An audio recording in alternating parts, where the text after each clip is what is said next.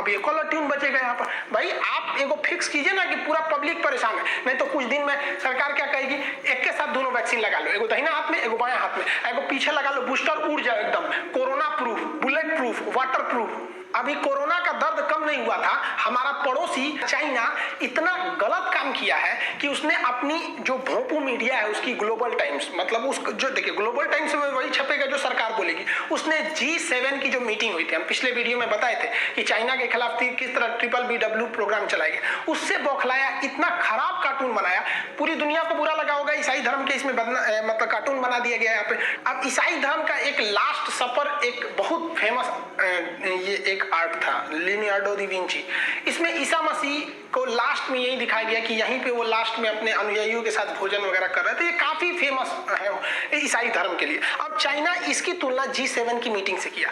अब इसमें उसने क्या किया कि लास्ट सफर का सेम वो लगाया और यहाँ बीच में अमेरिका को बैठाया। हम आपको बताए थे कि अमेरिका ही इसकी अगुवाई कर रहा है जो BBW प्रोग्राम में, जिसमें भारत भी को भी शामिल करने की बात की गई। अब अमेरिका को बैठाया, इसके बगल में जापान को कुत्ता बना के बैठा दिया, इधर ब्रिटेन को बनाया, कनाडा को, किसको बनाया, फ्रांस वगैरह को, इससे बहस नहीं है। लेकिन भारत को इसने स्टेबल पे नहीं बैठाया, क्योंकि हम आपको कल के वीडियो में बताए थे कि G7 का भारत परमानेंट मेंबर नहीं है, वो पर्यवेक्षक है, उसमें शामिल होता है। तो देखिए भारत को उसने हाथी का शक्ल दिया और यहाँ नीचे बैठाया जमीन पर, क्योंकि भारतीय अर्थव्यवस्था को हाथी से तुलना किया जाता है, क्योंकि हमारी इकोनॉमी बहुत बड़ी है बट हाथी की तरह धीमे धीमे चलती है। तो इस चुट्टे ने हाथी का शक्ल दिया। यहाँ पर हम आपको जूम करके दिखाते हैं, आपका खून खोल जाएगा। देखिए इस हरामीपन को, इसको ये हम जूम करते हैं। इन लोगों के साथ क्या किया, ये इनके देश का मैटर है, इनको मुर्गा बनाया, किसी को भालू सियार बनाया, वो अलग मैटर। हमारे देश को देखें, हमें हाथी से कोई ऐतराज नहीं है, गजराज से हमें, लेकिन इस सुअर के बच्चे ने इस हाथी के पीछे ऑक्सीजन सिलेंडर लगाया।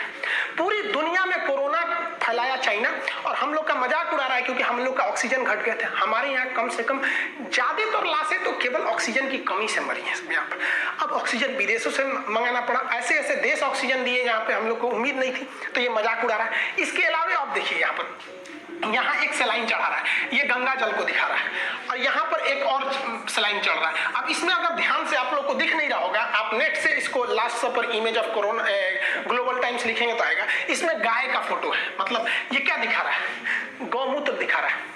और जब हरामीपन कर, भारत में हिंदू की आस्था है, ज्यादातर मेजोरिटी यहाँ है, वो गौमूत्र कोई प्यास बुझाने के लिए नहीं पूछते हैं, उनकी आस्था है, किसी के में उसमें नहीं जाना चाहिए, इससे सेंटिमेंट्स हर्ट होते हैं। अब यहाँ गंगा जल चढ़ा रहा है, अरे भाई साहब हमारे यहाँ आस्था है, कोई गंगा जल में विश्वास करता है तो कोई आबे जमजम में विश्वास करता है। तो इस तरह का मजाक, वो भी वो देश जो कोरोना फैलाया पूरी दुनिया में, उस हरामी के बच्चे ने दिखाया कि इस तरह की मीटिंग से कुछ होने वाला नहीं है चाइना को। उसकी सरकारी मीडिया इतना हिम्मत कर सकती है, क्योंकि चीन की मीडिया जो लिखती है वो ये माना जाता है कि चीन की सरकार के कहने पे लिखी है, क्योंकि वहां मीडिया का पूरा कंट्रोल है। लेकिन भारत की मीडिया स्वतंत्र है, लेकिन इनको आपस में लड़ाने से फुर्सत नहीं मिलता है। अकलेल बकलेल को दुगो को बैठा के आपस में लड़वाएगा सब। इस तरह का मैगजीन क्या हमारे फ्रंट पेज पे छप सकता है? Father of corona, father day के दिन सबसे अच्छा इमेज अगर कुछ हो सकता है तो ये हो सकता है। हमारे न्यूज़पेपर पे ये छपना चाहिए कि चाइना का बेटा जो कौन, ये शी जिनपिंग का बेटा कोरोना है, इससे अच्छा फादर कौन हो सकता है? इसका बेटे ने पूरी दुनिया में तबाही मचाई। लेकिन नहीं, हम लोग चाइना का नाम आता है तो सोच समझ के काम करने लगते हैं। हम लोग को भी एग्रेशन दिखाना चाहिए।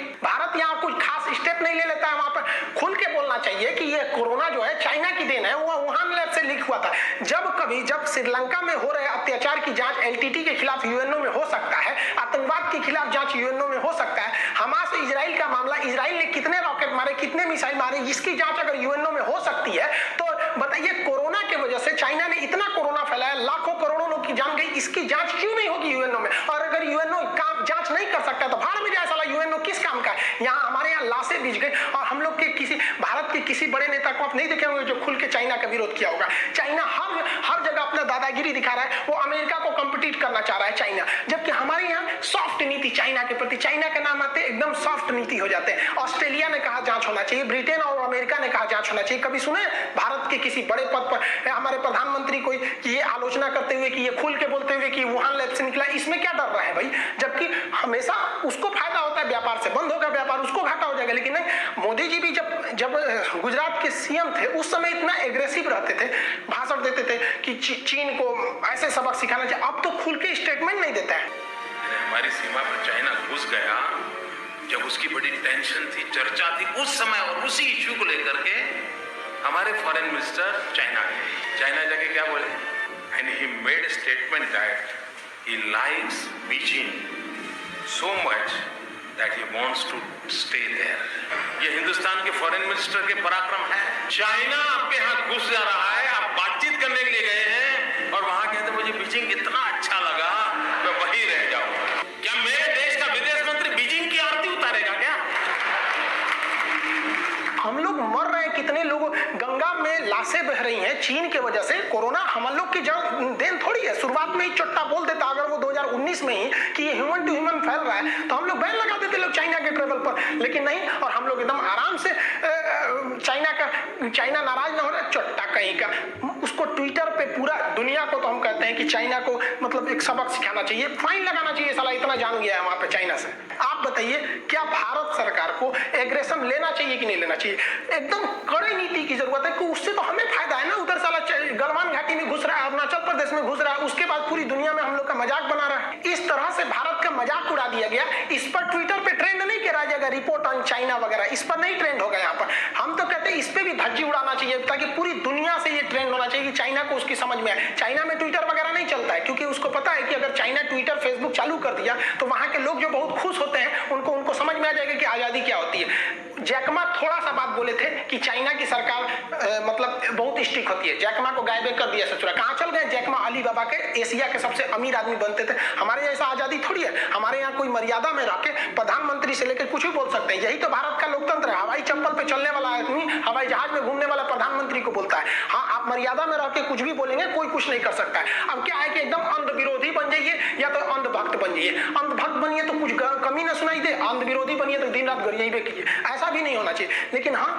चाइना को उसका सबक सिखाना जरूरी है क्योंकि अब पानी सर से ऊपर चला गया। उस हरामी के बच्चे ने पूरी इकोनॉमी चौपट कर दिया। और आप लोग से एक रिक्वेस्ट है कि देखिए मेरा ट्विटर अकाउंट पर फर्जी आईडी बहुत ज्यादा बना है। हम खुद चेक करने के लिए कोशिश किए तो खान सर लिखे तो ससुरा इतना ज्यादा आ गया, इसमें मेरा ओरिजिनल आई भी नहीं किया ससुरा यहाँ पर। अब हम परेशान है, इनमें से कोनो मेरा ओरिजिनल नहीं है यहाँ पर। और इस ट्वीट के माध्यम से अलग अलग सांप्रदायिक भावनाओं को भड़काने के लिए ट्वीट किए जा रहे हैं। और कम पढ़े लिखे लोग या जिनकी सोच संकुचित है उन्हें लगता है कि ये खान सर कर रहे हैं। अरे जो इंसान हमें देखा होगा 10 वीडियो भी देख लेंगे ना आप मेरा तो समझ जाएंगे कि ये किस टॉपिक पर बोलते हैं किस पर नहीं बोलते हैं। हमको सांप्रदायिक चीजें या फिर राजनीति में ज्यादा नहीं होना पड़ता। कभी एकदम ओवर हो जाता है तब आदमी को बोलना पड़ता है, वो भी सीरियसनेस रहता है, अदरवाइज में नहीं। अब यहाँ देखिए कैसे भड़काया जा रहा है यहाँ पे आरक्षण विरोधी योगी सरकार। हम काय को बोलने जाएंगे? हमको पॉलिटिकल कोई ट्वीट नहीं करते। हमको हमारा ट्विटर है नहीं है। यहाँ पे क्या लिखा है? ये जातिवाद तो नहीं है। 15 प्रोफेसर में से 11 ठाकुर लेकिन तथाकथित बुद्धिजीवी चुप है। मतलब इनका कहना है कि ठाकुरों को जॉब क्यों मिला। यह पहली बात नहीं है। 86 एसडीएम में से 56 यादव होने के अफवाह मात्र पर दोषी करार देने वाला तमाम मीडिया जगत, 61 जजों में से 52 सवर्ण होने पर चुप्पी साधा। यह मेरा नहीं है लेकिन कोई सुनेगा तो क्या करे। एक भाई साहब कह रहे थे, इस पर ट्वीट कर रिप्लाई दिए थे कि आप पढ़ाते ठीक है लेकिन राजनीति से दूर रहे। हम कहे जब तो यो ना बुझा रहा है कि हमारा ना तू क्या कर रहा है ट्विटर पे आप यहाँ देखिए मुसलमान को भड़काने के लिए। मुझे आज तक ये समझ में नहीं आया कि मदरसे की पढ़ाई कौन सी कंपनी के काम में आती है। सरकार फिर भी इस पर करोड़ रुपए खर्च करती है। इस पे लिखा है रियल खान सर, ऐप पे लिखा है खान सर ऑफिशियल। ये दोनों मेरा नहीं है यहाँ पे। अब बताइए इसमें मुसलमान लोग भड़क जाएगा भाई। जबकि आराम से सोचिएगा तो हमरो को कारखाना में काम नहीं है। किसी कंपनी हमको काहे लिए लेंगे? हमको कंपनी में पढ़ाना है। अब कोई ज्योग्राफी का प्रोफेसर है वो जाके कहेगा टाटा कंपनी में हमको काम है तो ओकरो भगा देंगे। आपका क्या काम है? तो किसी भी कंपनी में लिटरेचर का भी कोई काम नहीं रहता है। अब कोई शंकराचार्य आचार्य जी हैं वो जाके कहेंगे टाटा कंपनी में काम। कंपनी में टेक्निकल आदमी का काम होता है।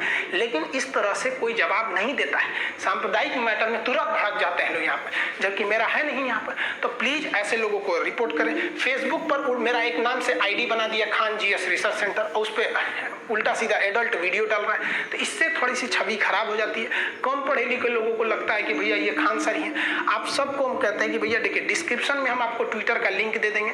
मेरा ट्विटर अकाउंट है Khan GS research centre @Khan sir Patna. @ लिखेंगे तो खान सर पटना। डिस्क्रिप्शन में उसका लिंक दे देंगे, उसको जाके फॉलो कर लेंगे। तो ट्विटर को हम भी क्या करें, हम सोचते हैं कि कई बार ऐसी घटनाएं होती हैं जो हम सोचते हैं बनाना, लेकिन उसको बार बार यूट्यूब पर नहीं बना सकते क्योंकि यूट्यूब पर बनाने के लिए एटलीस्ट 15-20 मिनट की वीडियोस होनी चाहिए।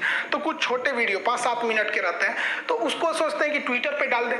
तो जैसे कुलभूषण जाधव जी का मैटर था, नीरव मोदी को लेकर रेड कॉर्नर नोटिस ये क्या होता है, या मेहुल चौकसी का जो प्रत्यार्पण था ये क्यों रुक गया, वगैरह वगैरह। तो ये आप अगर कहेंगे तो जो शॉर्ट जानकारी रहती है उसको ट्विटर पे दे देंगे, तो एटलीस्ट वहाँ रहना चाहिए, क्योंकि अगर आप ट्विटर पे रहेंगे तो एक नंबर अच्छे रहेंगे तो हम कम से कम ब्लू टिक ले लेंगे ना, ऐसे बदनामी से तो आदमी बच सकता है। तो डिस्क्रिप्शन में लिंक दिया गया है ऑफिशियल ट्विटर हैंडल का, आप वहाँ जाकर फॉलो कर लेंगे तो आपको ट्विटर पे भी बता देंगे। आई होप आप ये जो नियम आए थे सोशल मीडिया को लेकर उसे समझे होंगे। मिलेंगे नेक्स्ट क्लास।